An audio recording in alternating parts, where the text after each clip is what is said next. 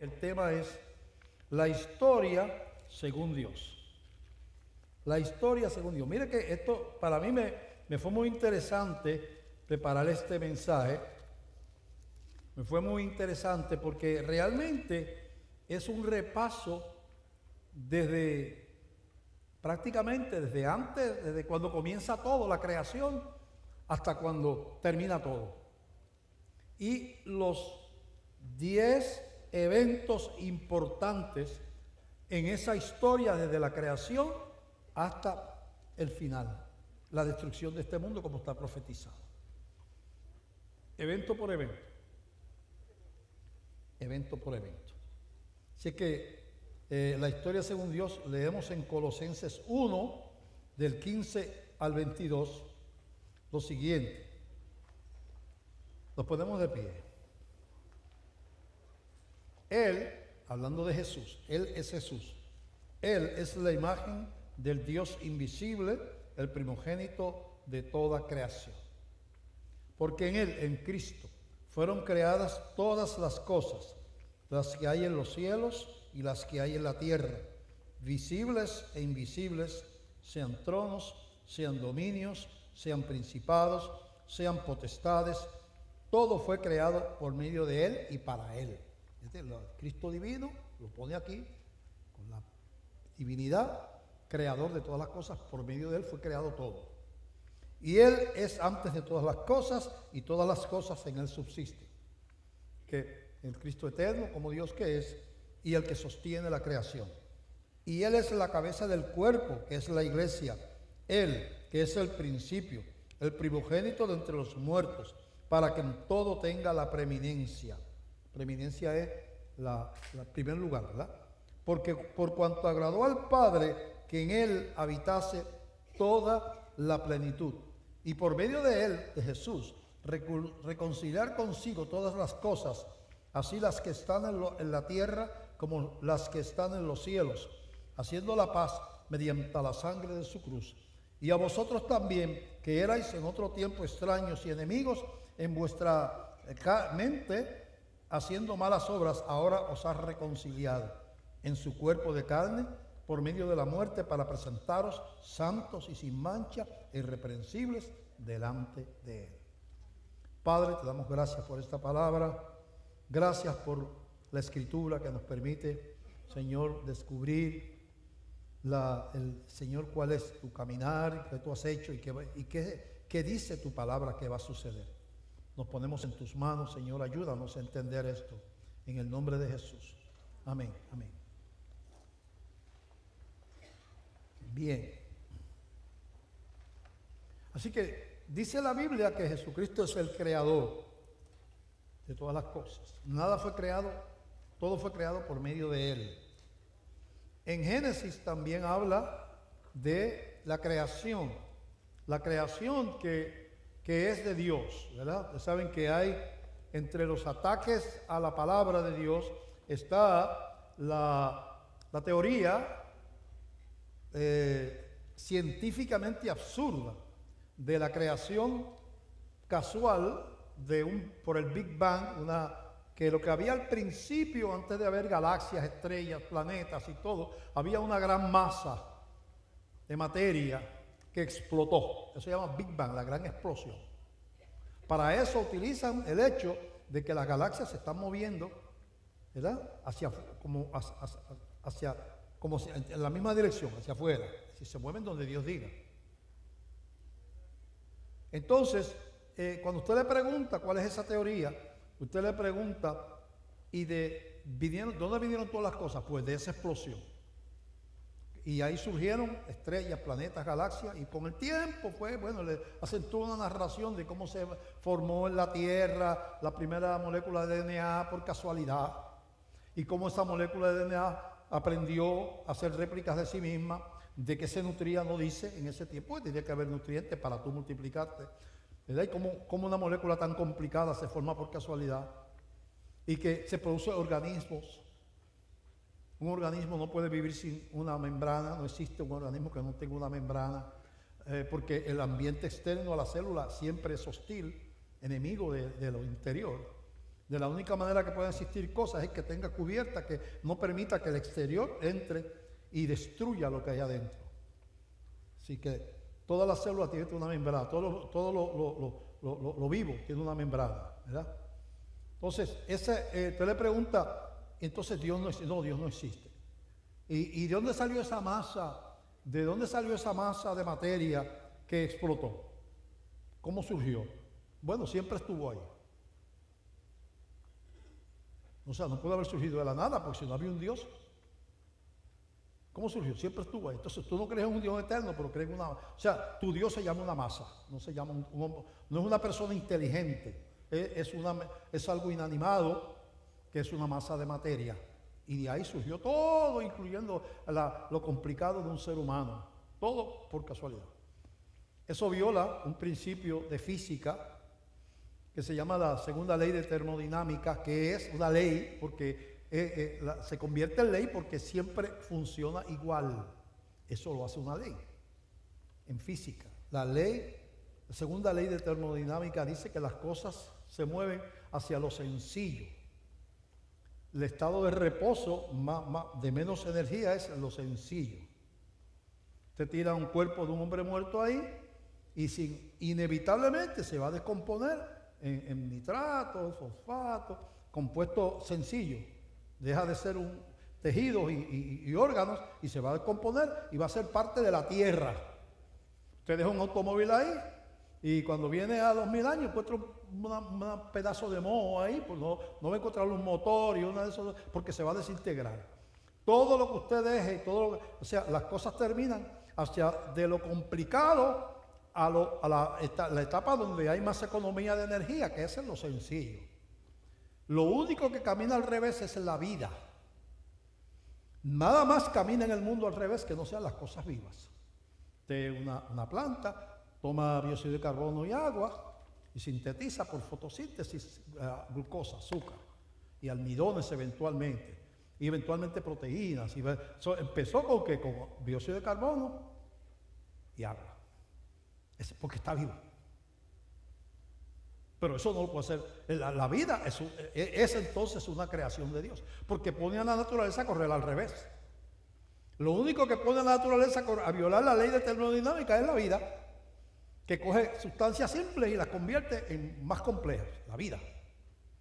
Además, cuando se habla de que existió en ese tiempo empezó la vida, en el tiempo que ellos dicen que eso sucedió, la tierra estaba llena de volcanes, según ellos, por todas partes. El mar lleno de volcanes y la tierra llena de volcanes, pues la tierra estaba en formación, según ellos. Si eso era así, había una acidez increíble en las aguas, porque los volcanes liberan gran cantidad de azufre que produce ácido sulfúrico. Donde hay ríos que salen de volcanes, no se puede uno bañar ahí, porque eso es ácido sulfúrico. Todavía es menos probable que surgiera la vida en un mar de ácido sulfúrico. Pero ellos no necesitan explicaciones. Ellos lo postulan como una teoría y de ahí en adelante lo convierten en un dogma. Para mí se necesita más fe para creer en una creación casual, violando la segunda ley de termodinámica, violando toda la lógica, que creer que un ser inteligente diseñó la vida. Yo creo que es más fácil de creer eso que la ley del Big Bang, porque para mí es más fácil de creer. En Génesis capítulo 1, dice del verso 26 en adelante, Génesis 1, 26 al 28, dice la Biblia, primer evento, estamos hablando de la creación, ¿verdad? Dice Génesis 1, 26 y 28, entonces dijo Dios, hagamos al hombre a nuestra imagen, conforme a nuestra semejanza, y fíjate que el ser humano es el único ser creado por Dios que tiene un espíritu a la imagen de Dios. Más ningún otro ser tiene un espíritu, ni animal, ni planta, ni nada, solamente el ser humano. Y así lo pone la Biblia. Y señorea en los peces del mar, en las aves de los cielos, en las bestias, en toda la tierra y en todo animal que se arrastra sobre la tierra. Y creó Dios al hombre a su imagen, a imagen de Dios los creó, varón y hembra los creó. Y dice aquí cómo los creó Dios. Varón y hembra los creó Dios. Y los bendijo Dios y les dijo, fructificad y multiplicaos, llenar la tierra y sojuzgarla y señorearte en los peces del mar, en las aves de los cielos y en todas las bestias que se mueven sobre la tierra. Así que Dios crea un ser humano en un escenario ya creado. El escenario es cielo, estrella, luna, tierra, mar, agua, plantas que creó también. Entonces el hombre es puesto en un lugar donde tiene el sustento disponible, ¿verdad? Y Dios crea en comunión con esa pareja que Él creó, en comunión. Todavía no había entrado el pecado al mundo y Dios, dice, se paseaba por el huerto con ellos, hablaba con ellos, cara a cara, ¿verdad? Sin embargo, ocurre el segundo evento que describe la Biblia, se llama la caída. La caída es cuando el ser humano decide retar a Dios y caminar siguiendo las instrucciones de Satanás y no las instrucciones de Dios. Y dice en Génesis capítulo 3, versos 6 y 7, y vio la mujer que el árbol era bueno para comer y que era agradable a los ojos y árbol codiciable para alcanzar la sabiduría, y tomó de su fruto y comió y dio también a su marido, el cual comió así como ella. Entonces fueron abiertos los ojos de ambos y conocieron que estaban desnudos. Entonces cosieron hojas de higuera y se hicieron delantales. Entonces viene aquí que el ser humano reta a Dios y inmediatamente se despierta algo que él no tenía, que es una mente, una segunda mente que tenemos todos, que produce culpabilidad. En el estado de inocencia antes de la caída, él caminaba desnudo y no se daba cuenta, no veía nada malo, eso era, ¿verdad? Y porque no tenían conciencia de pecado, porque no había entrado el pecado al mundo. Una vez entra el pecado al mundo, inmediatamente se sienten mal y se esconden y se fabrican unos trajes de hojas, que era lo que tenían por allí, ¿verdad? Entonces ahí es un hombre diferente, ¿verdad? Es diferente. Eso produce lo que se llama la muerte espiritual. El ser humano pierde la comunión con Dios, su espíritu está muerto ahora y no tiene acceso, no puede entrar ¿verdad? a la presencia de Dios. Génesis 22, el 3, 22 al 24, dice, y dijo Jehová Dios, he aquí el hombre es como uno de nosotros, sabiendo el bien y el mal.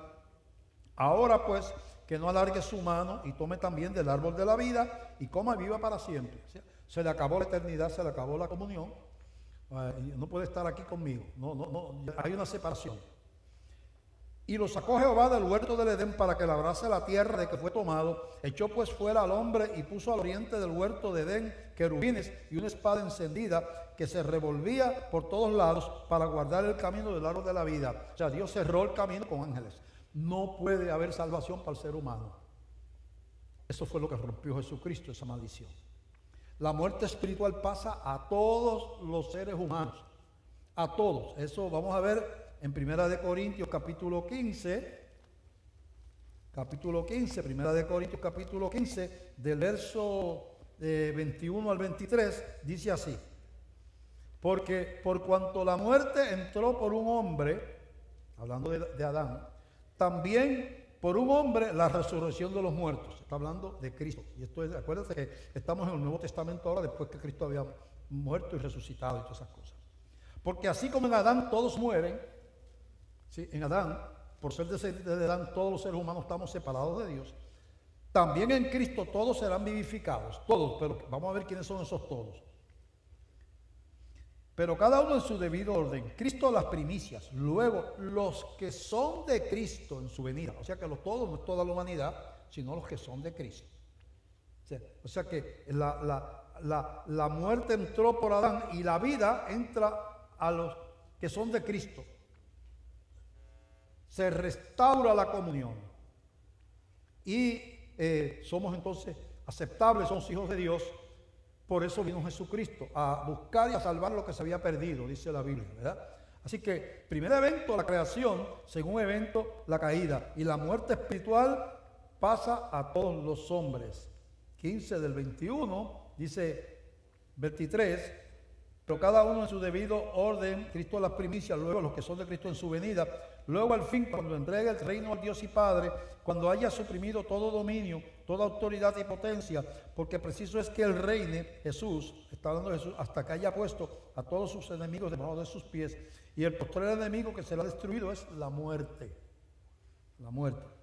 Porque viene la resurrección de los muertos para todos los cristianos. Porque de todas las cosas las sujetó debajo de los pies, y cuando dice que todas las cosas han sido sujetadas a Él, claramente se exceptúa aquel que sujetó a Él todas las cosas.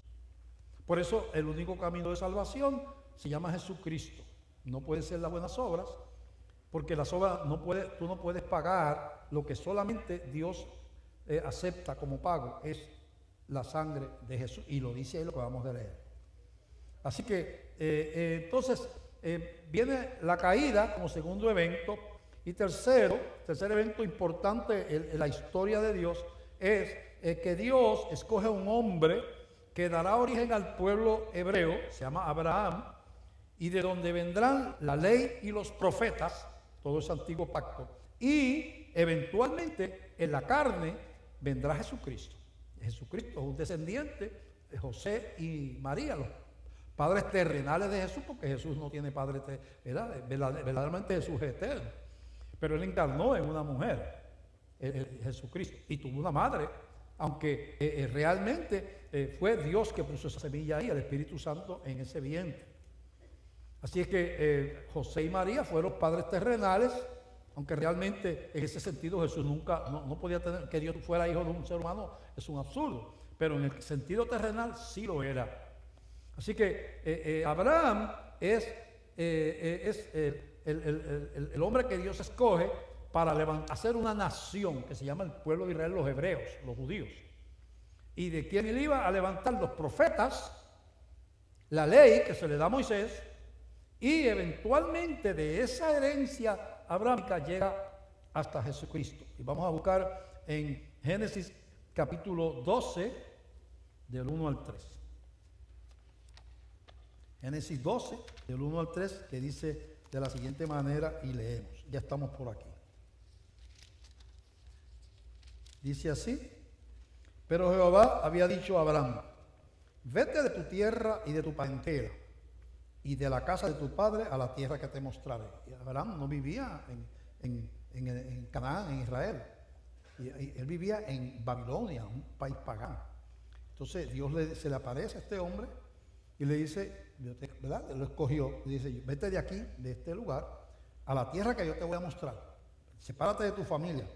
Y haré de ti una nación grande, está hablando del pueblo hebreo, y te bendeciré y engrandeceré tu nombre y serás bendición. Bendeciré a los que te bendijeren y a los que te maldijeren maldeciré. Y escucha, aquí está, ¿cómo está Jesús aquí? Y serán benditas en ti todas las familias de la tierra, no los hebreos nada más.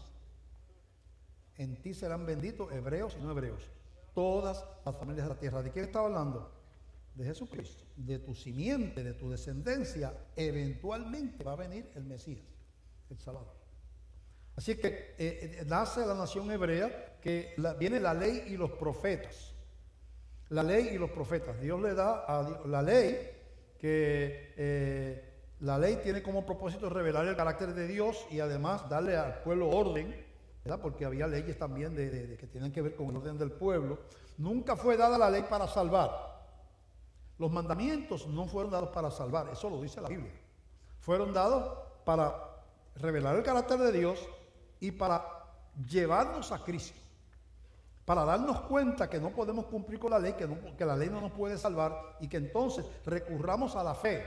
Dios nos imparta la fe, que es el camino de salvación. Refugiarnos en uno que pagó por nuestros pecados, ya que nosotros no podemos pagar por ellos. Otro que pagó por nuestros pecados. Eso es lo que está hablando la Biblia, ¿verdad? Así que la ley, revelar el carácter de Dios y llevarnos a Cristo, no puede salvar. Vamos a ver si lo que dice sobre eso en Gálatas capítulo 3. Leemos. Gálatas capítulo 3 dice lo siguiente, del verso 19 en adelante. Dice así: entonces, ¿para qué sirve la ley? Está hablando de la ley de Dios. Fue añadida a causa de las transgresiones hasta que viniese la simiente. ¿Quién es la simiente? Jesús, la simiente, la descendencia. de Abraham, ¿verdad? A quien fue hecha la promesa. ¿Te acuerdas la promesa que le hicieron a Abraham? Que de él iba a venir uno que iba a bendecir. Está hablando de esa misma promesa. Y fue ordenada por medio de ángeles en manos de un mediador. Y el mediador no lo es de uno solo, pero Dios es uno. Luego, la ley es contraria a las promesas de Dios en ninguna manera. Porque si la ley dada pudiera vivificar, la justicia fuera verdaderamente por la ley. Si la ley pudiera salvar, pues no necesitamos un redentor. El que fuera bueno que se salvara, el que fuera malo que se fuera al infierno. Pero como dice la Biblia que bueno no es nadie, pues el infierno, el cielo estaría vacío. Todos los apóstoles estarían de cabeza en el infierno porque ellos eran pecadores también. Y todos los profetas estarían quemándose en el infierno. Porque justo no hay, la Biblia dice que ni uno solo. Así que la ley no podía ser. La ley dice, mas la escritura lo encerró todo bajo pecado. Todo. Para que la promesa que es por la fe en Jesucristo fuese dada a los creyentes. Pero antes de que viniese la fe, estábamos confinados. Confinado tiene de preso, cautivo. Confinados bajo la ley, encerrados para aquella fe que iba a ser revelada. La ley nos mantenía cautivos porque nos señalaba el pecado, nos condenaba, pero no nos podía salvar. Eso es una esclavitud. Probaba que Dios tiene razón, somos pecadores. La ley es buena, la ley no miente, somos pecadores, Dios tiene razón. Pero ¿qué? ¿Y qué pasa? Ok, ya lo sé, ¿qué pasa ahora? Trata de ser perfecto para que te salves. Porque si es por la ley, tiene que ser perfecto como Dios. Pero eso no se puede. Nadie puede ser como Dios. Pues entonces, vete para el infierno. Porque ya tú estás muerto. El infierno ya se lo ganó Adán por ti allá en el huerto. Tú recibes una herencia. El que te saca de ese camino es Cristo. Pero en el camino del infierno no tiene que pasar nada en tu vida. Sigue viviendo como te dé la gana. Ese camino ya tú lo tienes. Así que entender eso.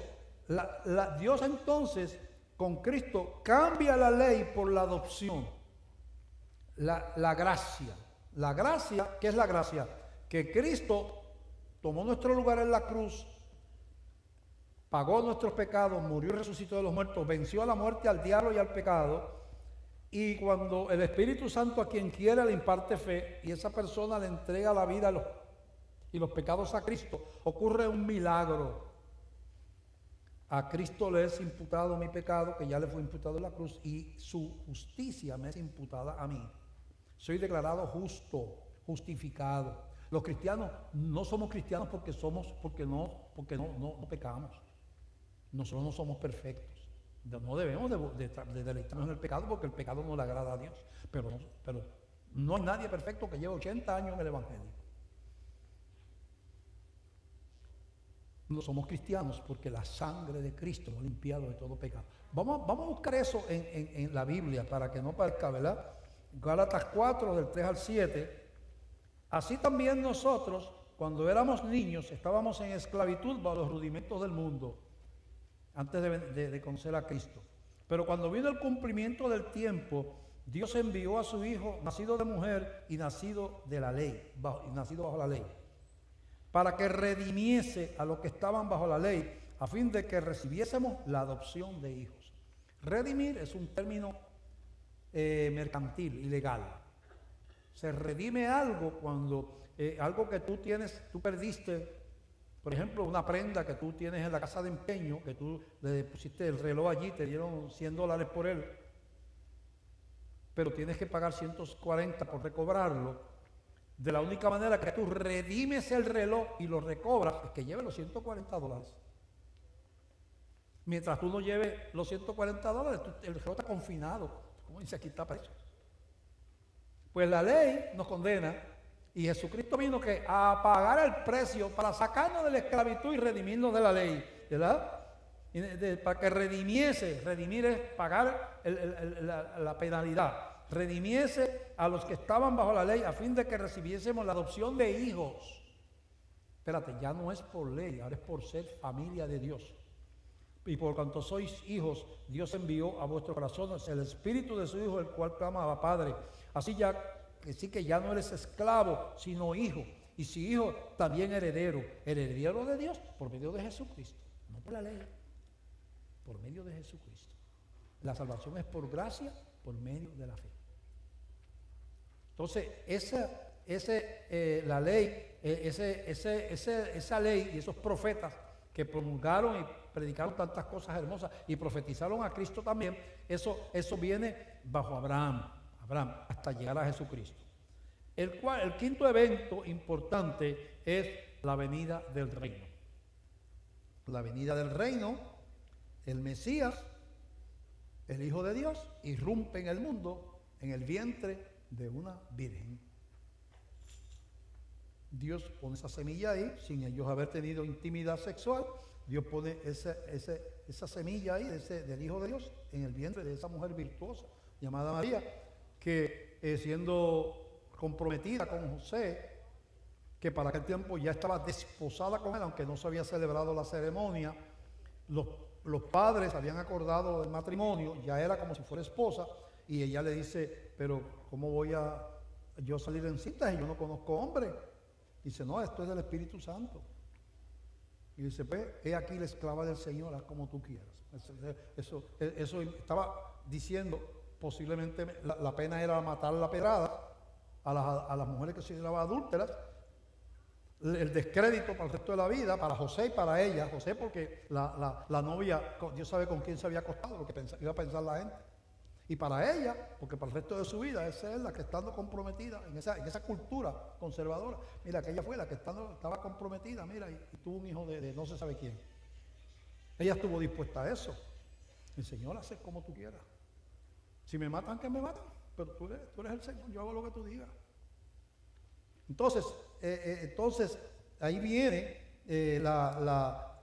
irrumpe al mundo el Hijo de Dios. Y eso le llamamos la venida del reino. Incluye la venida de Cristo, su vida, su muerte y su resurrección. Ese proceso se llama la venida del reino. Irrumpió en el mundo, nació, vivió, predicó, murió y resucitó. Y ahí comienza la próxima etapa. Después de la muerte y resurrección de Cristo viene la otra etapa, que es la iglesia, que no vamos a llegar a ella. Así que en Romanos capítulo 3 habla de esa venida del reino. Romanos capítulo 3 lo dice de la siguiente manera. Leemos del verso 21 al 30. Pero ahora, aparte de la ley, no dice con la ley, aparte de la ley, se ha manifestado la justicia de Dios testificada por la ley y por los profetas. Ellos hablaron del Mesías. La justicia de Dios por medio de la fe en Jesucristo. Para todos los que creen en Él, porque no hay diferencia, por cuanto todos pecaron, están destituidos de la gloria de Dios. Todos pecaron. La muerte pasó a todos los hombres desde el principio. Todos estamos destituidos de la gloria de Dios hasta que viene Cristo, que pagó el precio de nuestra culpa en la cruz del Calvario. Siendo justificados gratuitamente por su gracia mediante la redención que es en Cristo Jesús, a quien Dios puso como propiciación por medio de la fe en su sangre para manifestar su justicia a causa de haber pasado por alto en su paciencia los pecados pasados, con la mira de manifestar en este tiempo su justicia a fin de que Él sea el justo y el que justifica al que es de la fe de Jesús. ¿Dónde está pues la jactancia? Queda excluida. ¿Por cuál ley? ¿Por la de las obras? No, sino por la ley de la fe. La salvación es por fe y no por obras. Eso no quiere decir que el cristiano tiene que amar la justicia, aborrecer el pecado, ¿verdad? Porque obviamente Dios aborrece el pecado, aunque la salvación es por gracia. Así es que el cuarto evento, vamos a repasar. Primero la creación. Segundo evento, la caída, se revela el hombre contra Dios. Tercer evento, Dios escoge un hombre siglos después estamos hablando dejando pasar siglos y milenios y cosas, ¿verdad? Dios escoge un hombre que dará origen al pueblo hebreo llamado Abraham. De esa descendencia viene la ley y los profetas. Y eventualmente nace Jesucristo. Cuarto evento, la venida del reino, ¿verdad? La venida del reino. Viene el Mesías, nace, y ese proceso del reino implica nacimiento, vida, muerte y resurrección de Cristo. Entonces llegamos al próximo etapa, ¿verdad? De la historia de Dios, que es la fundación de la iglesia. Jesucristo muere, se le aparece a los discípulos En Hechos 1, del verso 4 al 9, Hechos 1, 4 al 9, dice la Escritura, y leemos, aquí tenemos ya, dice, y estando juntos les mandó que no se fueran de Jerusalén, Jesús resucitado, se le aparece a los discípulos, que no se fueran de Jerusalén, sino que esperase la promesa del Padre, la cual les dijo, oísteis de mí, porque Juan ciertamente bautizó con agua, mas vosotros seréis bautizados con el Espíritu Santo dentro de no muchos días. Vayan y esperen, porque va a ocurrir algo que se llama el bautismo del Espíritu Santo. Por primera vez el Espíritu Santo va a venir a un ser humano a morar. Los profetas serán inspirados por el Espíritu, pero el Espíritu no moraba en ellos porque todavía Cristo no había muerto. Así que un cristiano tiene una característica que nunca tuvieron un profeta, ¿verdad? Entonces, vayan y esperen. Ellos esperan, y 50 días después de la muerte de Cristo, Cristo murió el día de la Pascua, y 50 días después, el día de Pentecostés, una fiesta judía, ese día está reunida la iglesia como Él les mandó, en un lugar, en un aposento alto, y viene el Espíritu Santo sobre la iglesia, y aquello allí, pues, descrito, léase esos primeros 2 o 3 capítulos de Hechos, lo que pasó, el comienzo de la iglesia ocurre el día de Pentecostés. Había religión, pero la iglesia del Señor nace el día de Pentecostés.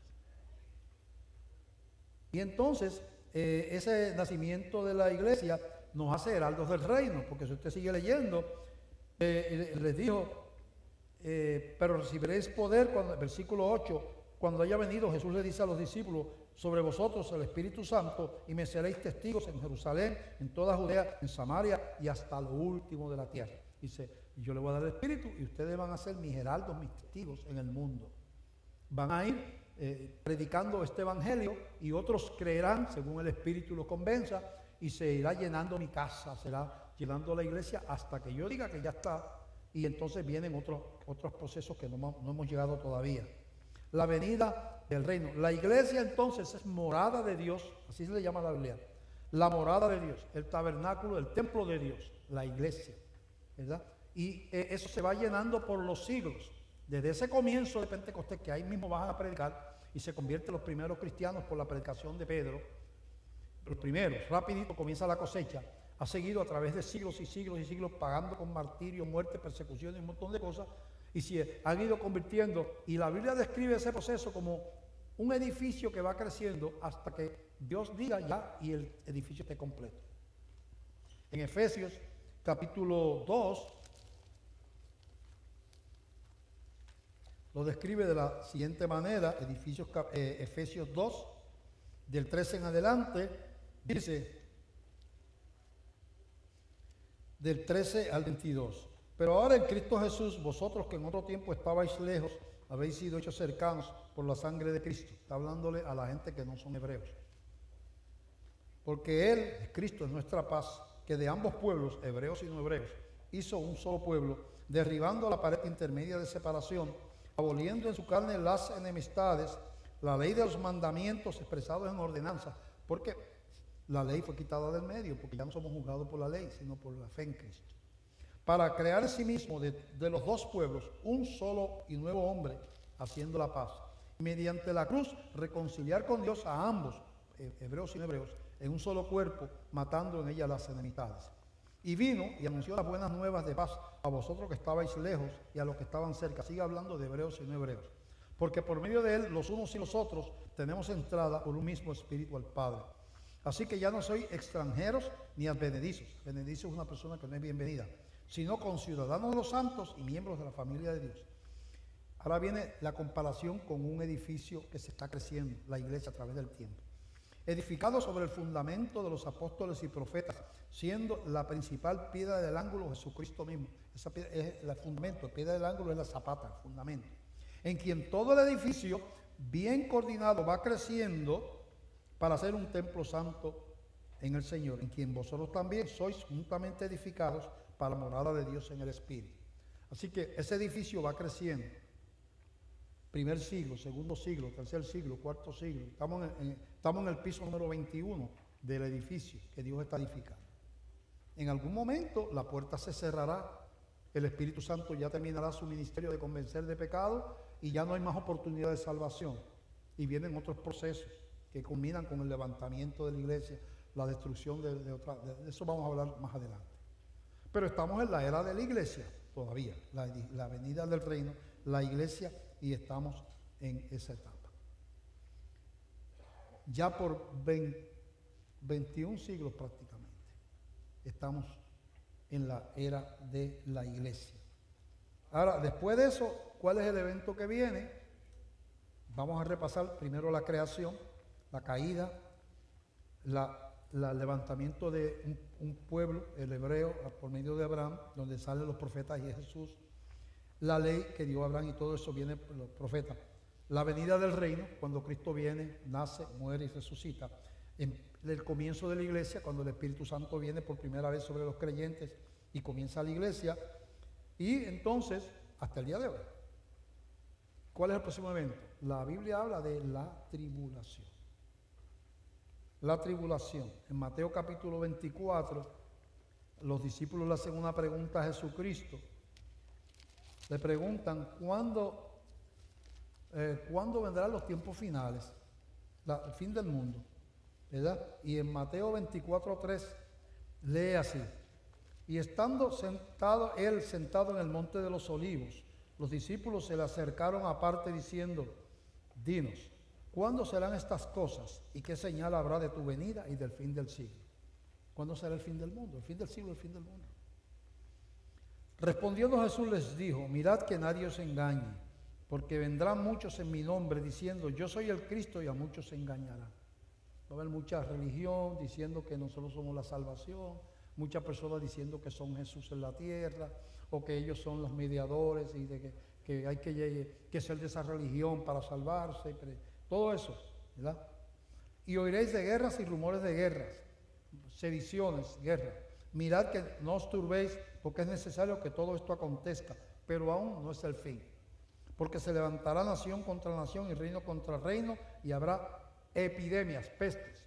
Está hablando de lo que va a pasar en la tribulación. En principio, yo creo, hambres y terremotos en diferentes lugares. Eso da la señal, cuando empiecen a pasar cosas, de que se están acercando, entrando a esa etapa. Y todo esto será principio de dolores. Entonces os entregarán a tribulación y os matarán, y seréis aborrecidos de toda la gente por causa de mi nombre. Muchos tropezarán entonces y se entregarán unos a otros. Ahí habla de un desenfreno sexual, entregarse unos a otros, un desenfreno sexual. Y unos a otros se aborrecerán, mucho odio en el mundo. Y muchos falsos profetas se levantarán y engañarán a muchos. Polonia en contra de la iglesia, en España en contra de la iglesia, en Estados Unidos en contra de la iglesia, en Francia en contra de la iglesia, en Bolivia en contra de la iglesia, en Argentina, en los países de África en contra de la iglesia, en Vietnam en contra de la iglesia, en China en contra de la iglesia, en Rusia en contra de la iglesia, en Hungría en contra de la iglesia, en Inglaterra en contra de la iglesia. Estamos hablando de que se está levantando una hostilidad hacia la iglesia y la palabra de Dios, mundial. Está profetizado. Está profetizado, ¿verdad? Y después de esa tribulación, que va a ser terrible, hay quien dice que antes, yo no concuerdo que los cristianos no van a pasar por la tribulación. Yo creo que la Biblia dice que por causa de los escogidos va a ser acortada, porque es tanto el sufrimiento para los escogidos que el Señor piensa que no van a poder aguantar. Dice que por causa de los escogidos es acortada la tribulación. Pero creo que la Biblia cuando se refiere a los santos que están padeciendo, no es el pueblo hebreo. A los hebreos nunca se le llama el pueblo santo en el Nuevo Testamento. Cuando habla de los santos, hablando de la iglesia. Los hebreos que no se convierten a Cristo son inconversos y no tienen salvación. No hay dos planes, no hay dos mediadores, ser hebreo y Cristo. Pedro, que era hebreo, dijo, en ningún otro hay salvación, porque no hay ningún otro nombre bajo el cielo dado a los hombres en el cual podamos ser salvos. Cristo. Los hebreos se tienen que convertir. Si no se convierten, van al mismo infierno que los musulmanes, que los chinos y porque no hay nada más que un solo camino y se llama Jesucristo. No puede ser por otra religión, no puede ser ni por la religión cristiana. Tienes que convertirte, tienes que entregarle tu vida a Jesús. No puede ser porque tú vengas a la iglesia, o porque tengas membresía en la iglesia. Así que viene El próximo evento es el levantamiento de la iglesia. En algún momento, durante esa tribulación, en algún momento los muertos y vivos en Cristo se levantarán y se encontrarán con el Señor. Eso está en Primera de Tesalonicenses.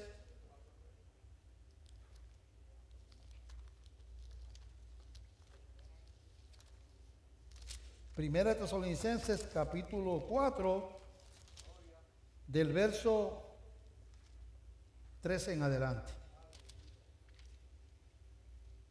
Dice así. Dice, tampoco queremos, hermanos, que ignoréis acerca de los que duermen, para que no se entristezcáis como los otros que no tienen esperanza. No se entristezcan como los que duermen es morir. No se entristezcan por los que han muerto. Porque si creemos que Jesús murió y resucitó, así también traerá Dios con Jesús a los que murieron en él, a los que durmieron con él. Los traerá, los levantará. Por lo cual os decimos esto en palabra del Señor, que nosotros los que vivimos, los que habremos quedado hasta la venida del Señor, no precederemos a los que durmieron, a los que se han muerto. No nos vamos a ir primero, precederemos, ¿verdad? Cuando Jesús venga a la venida del Señor, no nos vamos a ir adelante los que estemos vivos o que estén vivos. Sí, porque el Señor mismo, con voz de mando, con voz de arcángel y con trompeta de Dios, descenderá del cielo, y los muertos en Cristo resucitarán primero. Los muertos en Cristo, no los muertos en Cristo, los cristianos muertos. De toda la historia. Son millones y millones, toda la historia. Luego, nosotros los que vivimos, los que hayamos quedado, la gente que esté viva, seremos arrebatados juntamente con ellos en las nubes para recibir al Señor en el aire, y así estaremos siempre con el Señor. Por tanto, alentados los unos a los otros con estas palabras.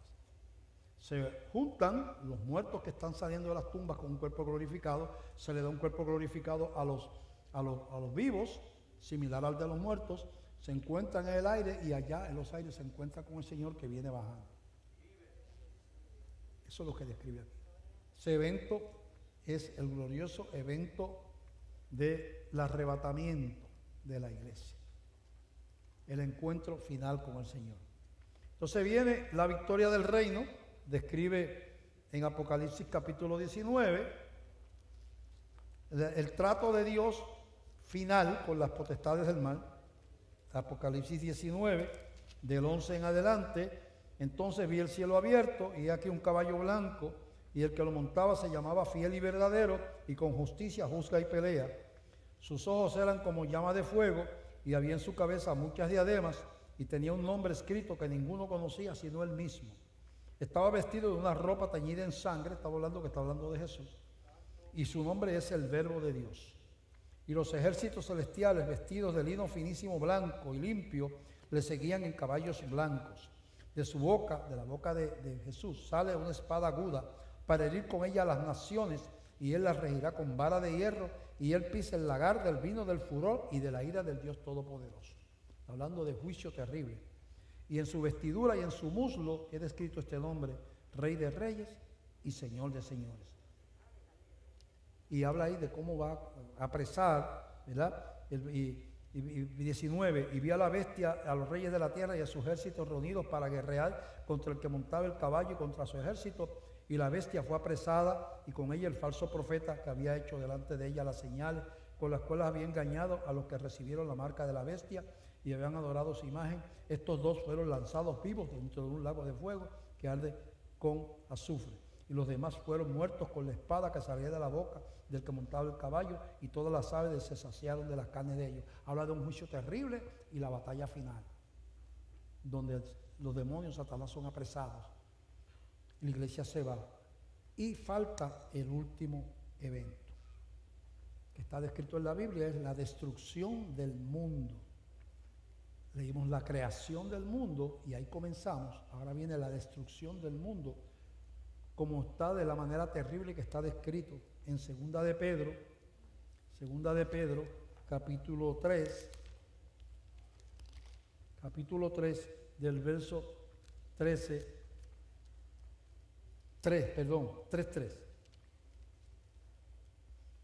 Habla de lo que va a pasar después que pase todo eso que hemos dicho, todos esos procesos, atribulación, levantamiento de la iglesia. ¿Qué va a pasar con esta tierra? Sabiendo primero esto, que en los últimos días vendrán burladores andando según sus propias concupiscencias y diciendo, ¿dónde está la promesa de su advenimiento? La gente burlándose de la iglesia. Ustedes se pasan diciendo que Cristo viene y no acaba de llegar, que ustedes siempre están en los mismos cuentos, ¿verdad? Burlándose, burladores le llaman. Y dirán, porque desde el día en que los padres durmieron, todas las cosas permanecen así como desde el principio de la creación. Han estado diciendo eso, pero el mundo no se acaba de acabar, no se termina, ¿verdad? Estos ignoran voluntariamente que en el tiempo antiguo fueron hechos por la palabra de Dios los cielos y también la tierra, que proviene del agua y por el agua subsiste, por lo cual el mundo de entonces pereció negado en agua. Pero los cielos y la tierra que existen ahora, escucha lo que dice aquí, los que existen ahora, esto que tenemos, están reservados por la misma palabra, guardados para el fuego en el día del juicio y de la perdición de los hombres impíos.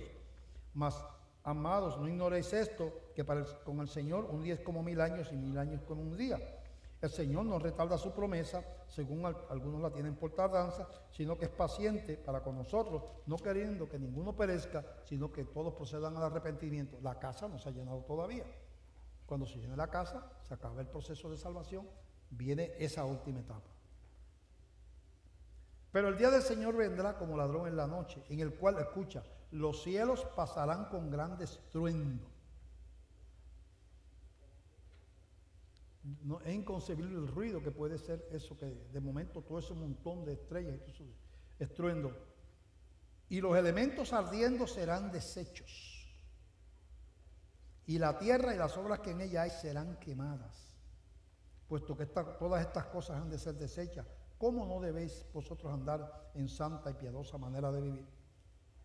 Versículo 13, pero nosotros esperamos, según las promesas, cielos nuevos y tierra nueva, en los cuales mora la justicia. Ahí están los procesos, desde la creación hasta la destrucción de la tierra. Vamos a pedirle ya que bajen el telón y vamos a ver ese mismo proceso. Yo lo tengo en PowerPoint. Ya me lo pidieron que saque una copia del PowerPoint. Lo tenemos aquí y lo vamos a pasar cuando caliente el proyector que tenemos ahí. Vamos a pasarlo para que ustedes vean estos mismos procesos. Tengo un láser pointer de eso, pero no lo uso porque en televisión el puntito no sale. Así que voy a seguir en viejos tiempos.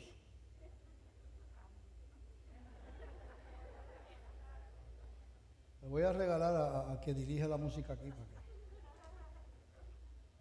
Vamos a ver ese proceso. Etapa número 1, la creación, y ahí están los versículos. Lo primero es la creación. Segundo, la caída, allá están los versículos. Muerte espiritual.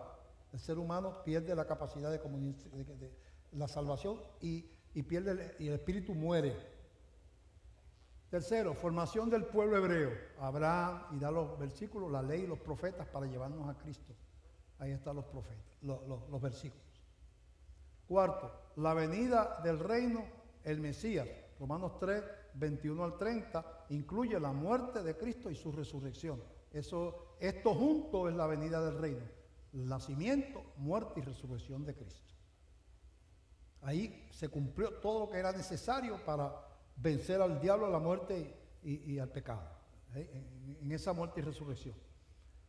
Después, 50 días después de pasar la muerte de Cristo, viene el día de Pentecostés, la iglesia recibe por primera vez al Espíritu Santo y entonces está aquí los versículos que tienen que ver con, entramos al nuevo pacto, el pacto de la ley, que era el de Abraham, de Moisés, era el pacto, el antiguo pacto, era por obras. El nuevo pacto es el pacto de la gracia y es por la fe en Jesucristo. Después de eso, pasan siglos y siglos y siglos y siglos, desde el siglo I hasta el siglo XXI. Yo creo que estamos en alguna etapa de aquí a Jivita, esperando que se agudice para que podamos llamar esto una gran tribulación mundial como viene, en contra de la iglesia y en un libertinaje y control de las fuerzas satánicas de los sistemas políticos y económicos. Después viene eventualmente el arrebatamiento o levantamiento de la iglesia. Según leímos en 1 de Tesalonicenses, la iglesia, muertos y vivos, se van de aquí y entonces la victoria del reino, donde se termina con las potestades de las tinieblas y eventualmente la destrucción de la tierra. Segunda de Pedro 3, está el proceso terminado desde creación hasta destrucción. Todos los procesos que se profetizaron se cumplieron sin fallar uno solo. Todos. Que iba a nacer alguien, que Dios iba a levantar una simiente para que naciera el Mesías. Eso se le dijo ya a Eva, que de la simiente de ella iba a nacer uno que le iba a pisar la cabeza a la serpiente, a Satanás.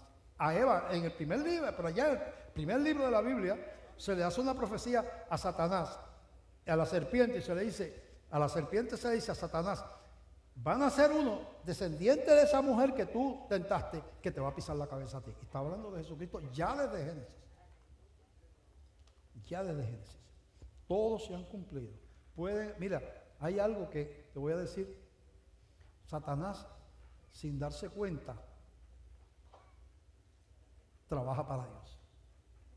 No porque quiera, sino porque Dios hasta eso lo usa. Mira, un ejemplo. Satanás vio a Jesucristo, se identificaba con el Mesías. Él que quiso ser lo que es Jesucristo, el rey, ¿verdad? Por eso fue expulsado del cielo. Y lo ve, lo identifica, lo trata de tentar allá en el desierto. Y eventualmente dice, bueno, yo voy a entrar en Judas, que es uno de sus discípulos, para que lo entregue, para que lo maten. Vamos a acabar con esto. Estaba profetizado que eso iba a pasar. Y Satanás entra en Judas, dice, y entró en Judas.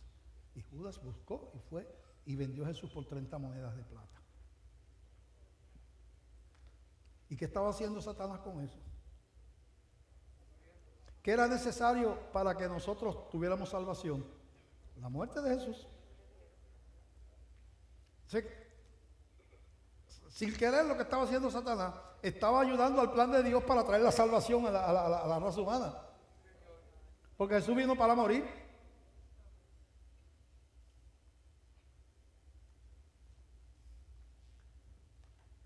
¿Qué está haciendo? ¿Qué dice la palabra? Que va a haber al final de los tiempos una gran tribulación.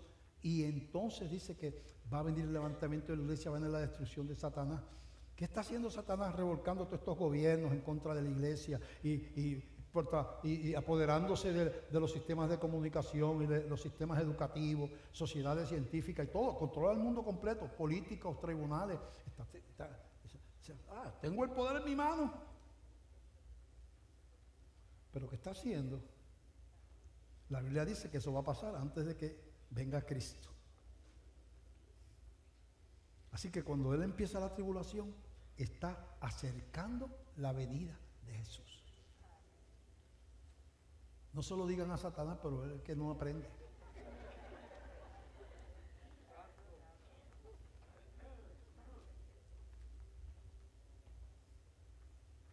¿Qué ha provocado? Que la iglesia se haya tirado al mundo a predicar el evangelio a las naciones. Que dice la Biblia que es necesario hacer eso antes de que Cristo venga.